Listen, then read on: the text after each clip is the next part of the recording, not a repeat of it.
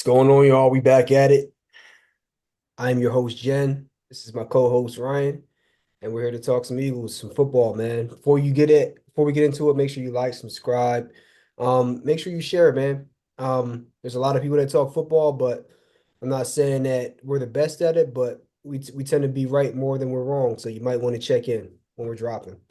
With that being said, let's talk about what happened between the Eagles and the Carolina Panthers. Uh, First things first, Eagles officially clinched their playoff spot with the Arizona loss to the Seahawks. So we are officially in the playoffs. That being said, we have a lot of inventory to do. Let's first give a brief little recap over what went on in the game. So 22-16 Eagles.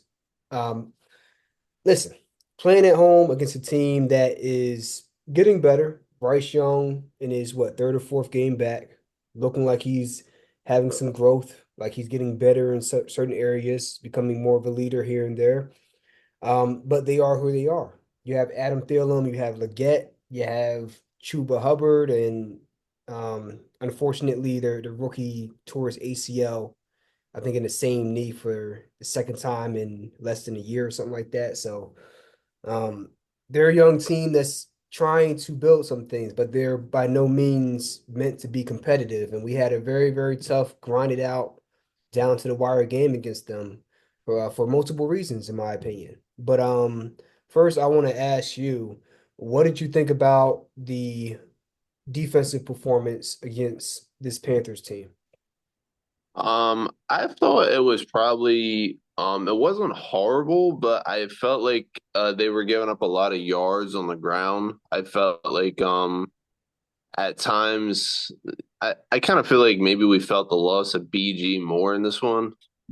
Because Hubbard was able to have his way with our D line. I thought he ran the ball very efficiently, but he's let's not get it twisted. He's a really good back.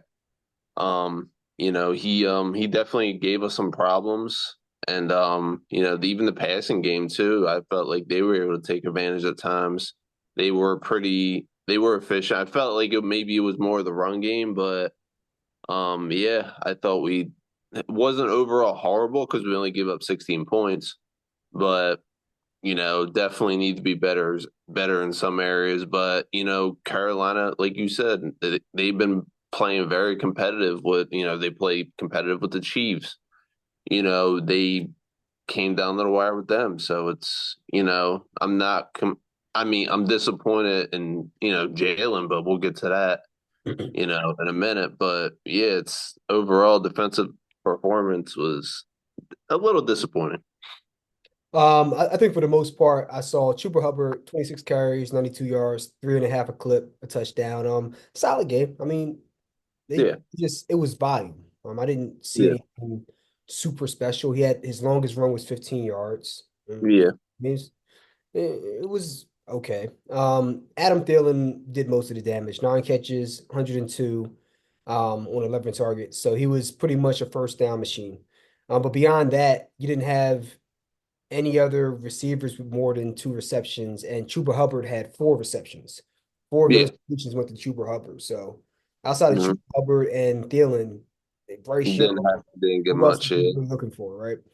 Yeah. So I think they did what they were supposed to do against that team. His QB rating was 69.6.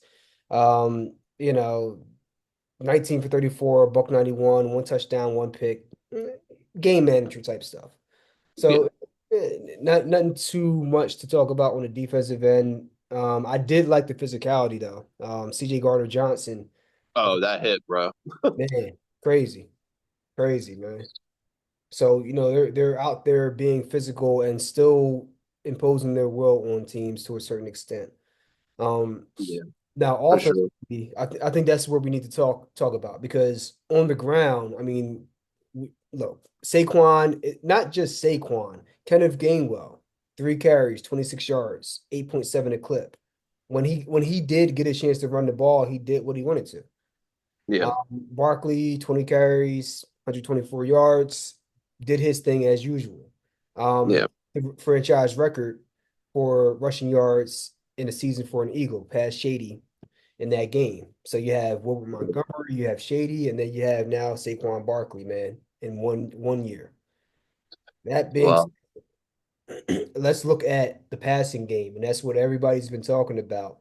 And I find it very ironic that week in and week out, people get on the Philadelphia media and the fans for always being doom and gloom and finding something wrong with the Eagles' performance, even though they, either steamrolled over a team or got the win. But it's because it's not it's not arrogant when you're well informed. This is a well informed fan base that knows football going back to 70s, 60s, 50s with, uh Steve Van Buren and Norm Van Brocklin and those type of guys, man. So you're talking about a fan base that knows football. So it's not arrogance when you're picking out that, and we're going to get to it, AJ Brown being open on an in route and you're scrambling out to throw it out of bounds because you're not scanning the field properly. Uh, mm, and it's not to necessarily pick on Jalen Hurts as much as it is to kind of segue into the point that this offense is very elementary. It's very basic. It's not a lot mm, of not saying you have to have smoke and mirrors and misdirection, to the point where it's just the best thing you've seen since Bill Walsh, but you have to have some level of nuance beyond mm, surface level stuff with your offense, and they don't have that. I haven't looked at this video yet, but Dan Orlovsky on ESPN was talking about it, and I'm looking on the app, and he says the Eagles defense is basic, it's elementary. He's a former mm, quarterback, and just because people will look at Dan Orlovsky. Oh, he never won a Super Bowl. He never went to the playoffs, or he never had this level of success. I'm like, well, you do know to get to the NFL and play in that league, you have to be quite accomplished in terms of picking up a playbook and knowing how to digest a defense. You're yeah. just people tend to come. You're looking at a a great mind compared to other great players and other great minds who get paid to play defense. It doesn't mean that the guys that are Hall of Famers or starters or backups aren't very sharp guys. They got there for a reason. So when guys like Orlovsky are pointing these things out, or Mark Sanchez, did he have the butt fumble? Yes, we get it. Ha ha. But the guy knows what the F he's talking about when he's looking at that screen and breaking down the film. He's pointing it out. Mark Sanchez was pointing out, forgot what play it was. He was pointing it out. He's like, what he are you guys seeing what I'm seeing? So I want to get your take on some of the miscues that we saw in that game and a couple of examples that stuck out to you of where both the quarterback but more so the coaching needs to be better in the passing game specifically. I mean, I just saw a lot of like, seems like Jalen didn't know he was where he was going with the ball. I mean, if you see AJ wide open on I think it's a go route, is it? I don't know the pictures I send you, but there was like multiple instances where you just saw like Devontae, because I remember the one he threw to Devontae in the end zone. I think AJ was actually open before him, and it actually would have been an easier touchdown pass, but it was actually a pretty nice throw to Devontae in the end zone. But it's just I don't know. It just seems like it's been a habit of his progressions. He doesn't seem to go through them like he should, because there seems to be maybe certain weeks where we see he misses Goddard this week, he misses AJ this week, and then just now it's imploding before our very eyes into the topic. I'm sure we'll get to. Right, right. And we saw AJ Brown speaking in frustration about this. I can't recall what game it was, but there was a sequence at the goal line, and you had a mesh concept. You had two wide receivers running drag routes in opposite direction, one coming across the field to the right, one coming to the left, and it was Devontae and AJ. And there was a little bit of a traffic jam in the middle of the end zone, and Yeah. it might have been AJ breaking free, as AJ was breaking free, Jalen Hurts was scrambling out to his left and starting to get hit before he could even get the ball out. But I think what's more concerning to me is that he's not seeing it with more clarity as it's happening. Like I think you Mm-hmm. anticipate there being like a traffic jam. Mm-hmm. Then you have to have the spatial awareness in the pocket. And one thing we don't see Jalen do a lot, maybe it's a height thing, is he doesn't step up in the pocket unless he's going to take off. He doesn't take a Yeah. step drop and then scoot up in the pocket like you would see a Drew Brees. Yeah. And I'm not saying Drew Brees would scoot back up in the pocket all the way back up to the center. I'm not saying that, but he would take he would decrease that depth in the pocket. After he would drop back, he would step up, and then then you have to make the decision, am I going to back up and roll out again? His immediate Yeah. go-to is roll out to the right immediately. I'm Mm-hmm. as a defender, I'm anticipating you rolling out to the right. And with that Mm-hmm. in mind, I'm thinking of what are the route concepts behind me as a linebacker.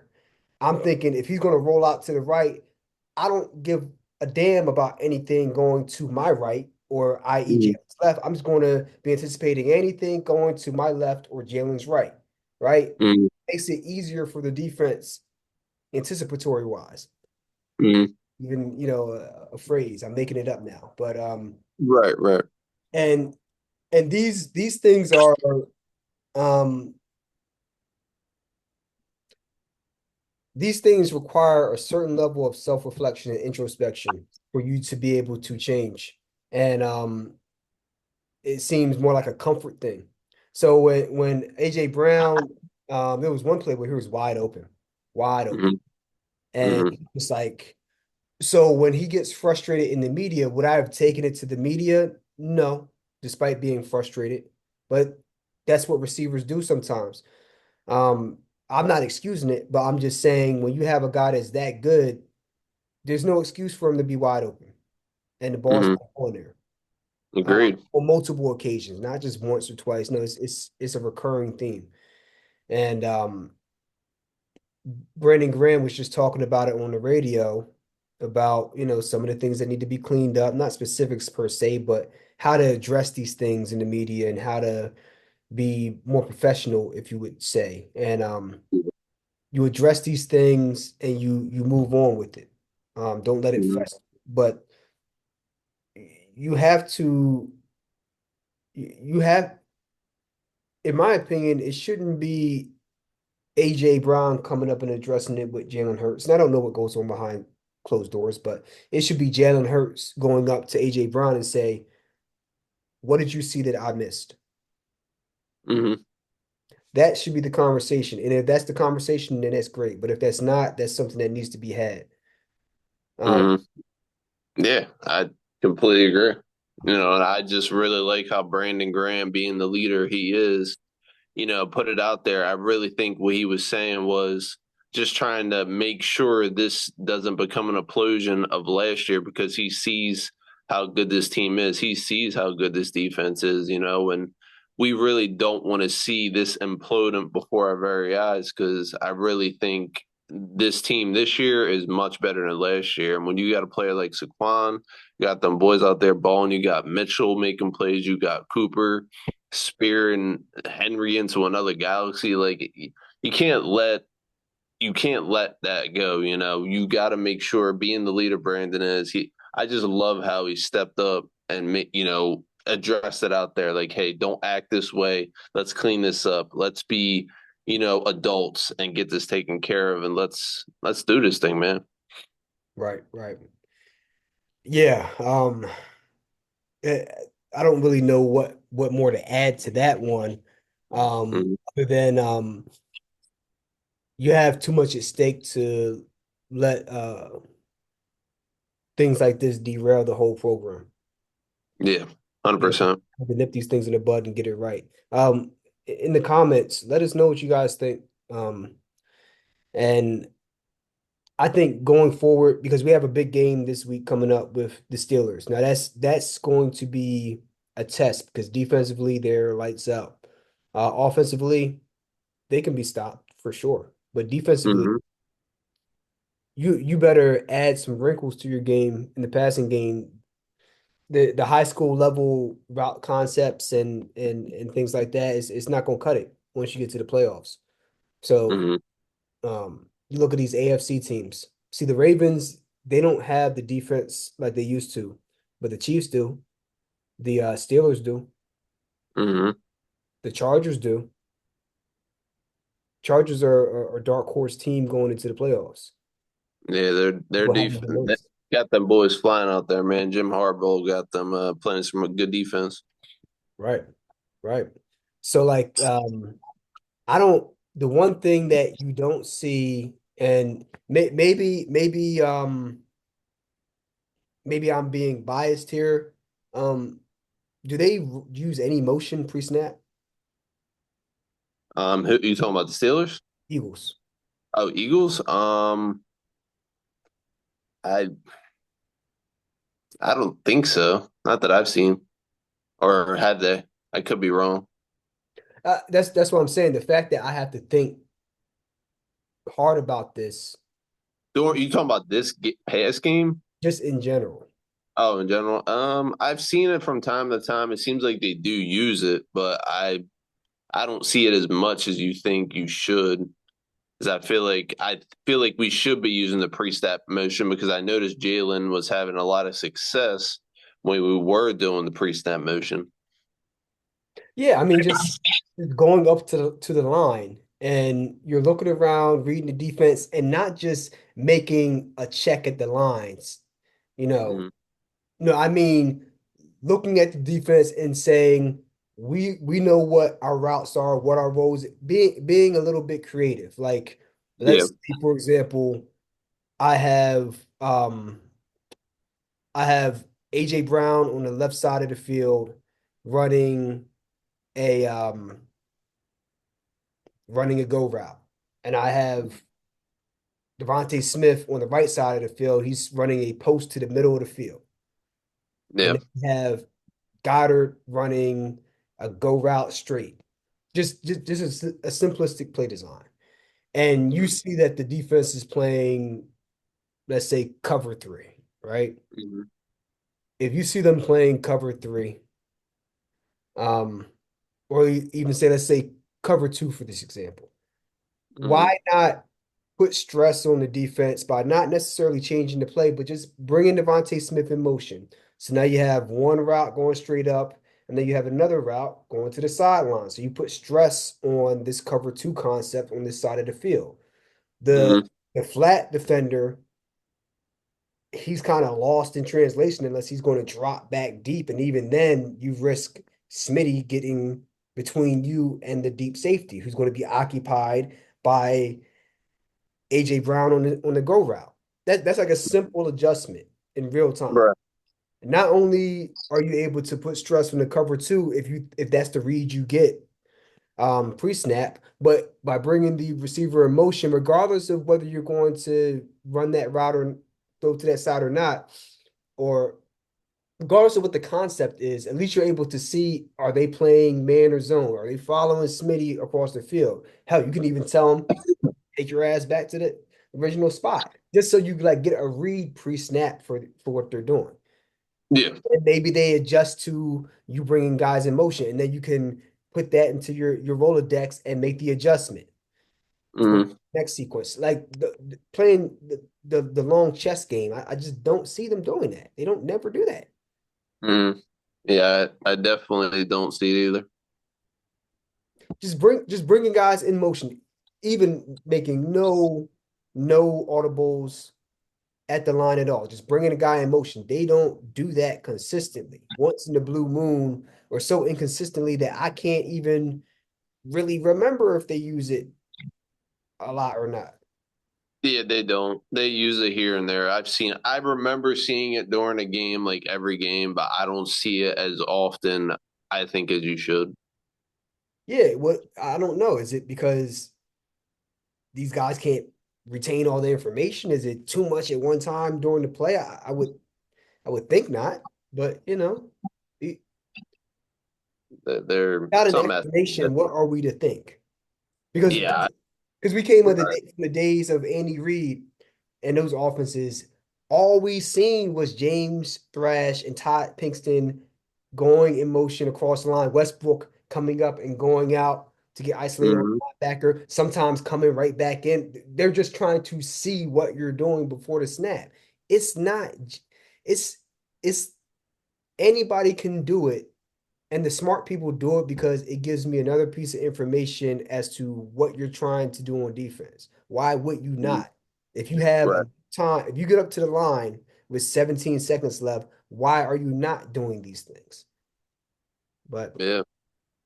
I mean, I don't get it, man. I mean, like I said, I do remember there was a point in time when there was a stat that came up that Jalen was more successful, like I was saying, on pre-snap motion than he was just without it. And I mean, if he's having more success with that pre-snap motion, why aren't you doing it? It's just like you said, it's not hard to figure out. It's so easy, and they make everything just so difficult.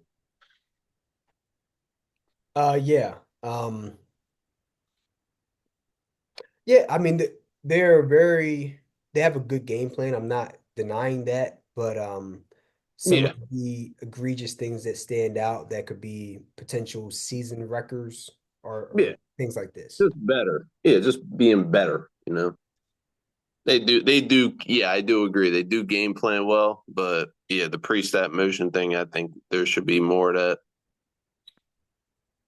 These are not new concepts. These are not things that like one or two other teams are doing, and we're asking them to, go out on a limb and copy what they're doing and hope. No, no, no, no. These are things that are tried and true, you know, in football. Like, these are things that they teach you at the lower Hmm. levels. So like these are not, it's not like you're asking them to make these big time adjustments mid-season No. and now they're going to get confused because they didn't go over it in training camp. No, it's like I should be able to draw a play in the sand and tell you, yo, just go to the left side of the field, whatever the call may be. Bronco left or tapping the side of your thigh so that you know to go. It's not that hard. That it No. doesn't take like two or 3 weeks of it worth of an install. Hmm. You can Yeah. that's not terribly difficult. So um now this is just my opinion, but I see it being a big problem, and if they lose because of it, they should all be fired. Yeah. I Everyone else completely agree. should be fired. Yeah. I think this is, like I said, I think I've said this before, I'm gonna say it again. I think if Nick Sirianni has another playoff exit, then I think he's gonna be dealt with. It's because we're pointing out the obvious. Yeah. And it's not just one year, it's been the past 2 years. And now it's the Yeah. third year where we point out the obvious and they may do some of these things for a little bit, but they go right back into their old habits coaching wise. So look, fair enough. You want to do things your way by all means, but if you F it up this time, be gone. Because listen, I never called for a coach's firing, but I did call for it at the end of last year. And you know, um, if we lose because of that, I will have no sympathy for him at all. Yeah. Gotta learn from it. Yeah, because right now, I think in certain aspects, talent is carrying you. Saquon is not going to bail you out in every fourth quarter. Um, No. you have to have this level of talent and to go what 7, 8, 9 weeks without scoring a point in the first quarter. It's a certain level of arrogance and just negligence, in my opinion. Yeah. You I know, don't get it, man. It's just, do you think there's times where, even in the first quarter, where they don't run Saquon enough? Do you think maybe that's part of the struggle, or do you also think it's part of that pre-snap motion, game planning wise in the beginning of games? um, it's a bit of both, but I think more so the game planning. Um, Yeah, see Andy Reid, going back to the days of Mike Holmgren and Bill Walsh, all those West Coast guys, they had their first 15 plays pre-scripted going to the game. They were after that, you start to get into your own flow and start, adjusting as the game calls for it. But they were never unprepared in those first 15. Them first 15 were whew. hot off the presses. Everything was sharp. You practiced that down to the detail. So there were no Mhm. mistakes, Right. unless you didn't execute right. But to say you don't know where you're supposed to be at and you didn't have the proper setup, oh no, we know what these guys do during the week. They run cover two or they run cover one man. We know what their tendencies are, and these are the plays in the first 15 to really mess these guys up and get our lead real quick. Mhm. They look woefully unprepared every week in their first 15. It's like they don't really have a direction or a rhyme or a reason for anything they're doing in the passing game. And then that Mhm. uh I I think they've done a better job of giving the ball to Saquon, even if they're not necessarily getting 5 yards of run, you know, Yeah. early on in the game. So I'm not. Mhm. I think they've gotten better there. Yeah. I think their issue is they're very elementary in the passing game. The route concepts are just like a fifth grader could draw them up. There's no Yeah. Basically. motion. You don't see you. I called this before. They don't even run a damn Texas route with Saquon out the backfield, or even Kenneth Gainwell. Right. Boom, angler, Texas route. That beats a lot of defenses. That's going to make your linebackers have to stay up and respect that. And then once you have them coming up to cover the Texas route from time to time, now Dallas Goedert has all the room in the world to work in the middle of the field. On Yeah. third down, even if you're not going to get the third down, why would you do like a wide receiver screen or a draw play? Just run a Texas route. Give it to him 2, 3 yards past the line of scrimmage, and then give him a better chance of getting that first down because now he has the entire field worth of open space instead of being on the right side of a hash mark or left side of a hash mark where the defense can close in on him quicker. So like these Yeah. little things. Sometimes you Mhm. go to a screen. Sometimes you go to a Texas route. Sometimes you go to running back screen. But it seems like every time they just have like, let's just run the ball for 5 yards, take our loss, or let's scramble out to the right. I don't see any bootlegs. That's another one. We don't see any Yeah. clear bootlegs. Um, I think it's pretty obvious at this point that he's not comfortable under center. But Mhm. um, even so, I mean, you look back at Michael Vick in Atlanta. He wasn't in center under center all the time, and he had a lot of quarterback rollouts from the shotgun. They don't do any of those Mhm. things. Yeah. I know. So uh, just very I don't know what Sirianni's always struck me as a really good offensive mind. So that's what is perplexing to me the most. Um, Mhm. I didn't see it seems it seems like there's a lot of differences from when I saw him as a coach in Indianapolis, and he's not running the team. I get that, but he certainly had some influence on that offense. They weren't doing things the same way with Andrew Luck uh, No. as they are with Jalen Hurts. I think Andrew Mhm. Luck was the quarterback when he was there, or Mhm. or whoever it was. Doesn't matter. The Colts certainly weren't running the offense the way the Eagles are. Different Yeah. personnel, yes.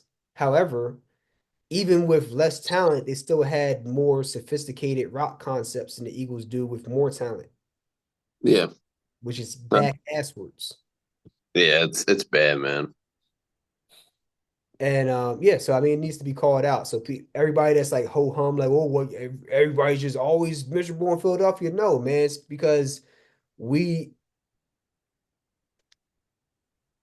when you have enough losing and you see what happens in critical games when you're going through the Andy Reid errors and you've seen when they refused to run the ball and how easy it would have been to beat the Buccaneers in that championship game in 02 had they kept running the ball. Like when it's the obvious, yeah, we're not paid to coach football, but all you need is two set of eyeballs to see that running one go route with your slot receiver and then doing an in route with AJ Brown every other play, or just doing the read option with a slant route to AJ Brown every other play. It's uh doesn't take a rocket scientist to start catching on to that pretty quickly as a No. defense. Mhm. Yeah, that's I don't get it. Another thing I want to call out is the rate this is going to stand. I think we're going to need a new kicker soon too. Look, everybody, to be fair, everybody in the league is going to need a new kicker. It's not just Jake Elliott. So, Mm, Justin Tucker. We just saw with Panero from the Chiefs last night, man. Like that kick shouldn't have went in. Let's be honest. mm, mm. There are a couple other games I was looking at where you have kickers this year have just had a bad time missing kicks. It's been all over. All over the league. Yeah, I've seen it. So the way I look at it is if you're doing your job, you shouldn't be depending on the kicker to decide your future anyway. Oh, for sure. So, sometimes does it come down to them making or missing the kick and that's their only job? Sure. But if you do your job, you should be up preferably by more than 3 points at the end of the game anyway, so you shouldn't have to worry about that. So that if I'm a coach, I always point the finger back on me. I'm not looking at special teams. No. What did we do wrong as an offensive defense? And Mm, we can be mad at the kicker, but ultimately we still got to put points up. And we don't have to 100%. worry about that. Hmm. So with that being said, I think that's a long enough rant. Time's getting a little short here, so let us know what you guys think about the things we said. What do you think about the Eagles offense? What do you think about AJ Brown and his frustrations with the passing game? What do you think about Brandon Graham? If you haven't got a chance, go on WIP, go on the Audacity app, look up WIP, and look up the segment with the Brandon Graham show where he's addressing the situation and how they should handle it in-house and some of the things that they may need to change. Let us know what you think about those things, and hopefully they're ready for this next test with the Steelers coming up because this is another very, very good litmus test for the offense. So with that being said, we're going to leave it at that. You have any other things you want to add, man? Nah, man, that's pretty much game. All right. So until next time, we'll catch you after the Steelers game, and I hope that we have a better, more enjoyable breakdown than this one with them not being so stubborn with the play calling. Yeah. That being said, I'm your host, Jen. It's my co-host Ryan, and gonna catch you on the next one, man. Peace.